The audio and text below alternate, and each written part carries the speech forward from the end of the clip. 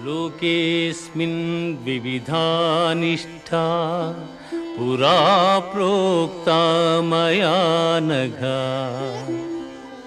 జ్ఞానయోగేన సాంఖ్యానాం కర్మయోగేన యోగినాం.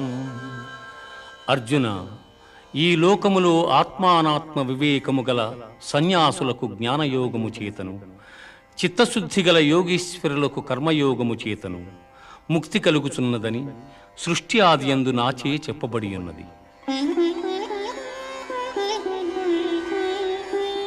అన్నాద్భవంతి భూతాని పర్జన్యాదన్న సంభవః యజ్ఞాద్భవతి పర్జన్యో యజ్ఞః కర్మ సముద్భవః.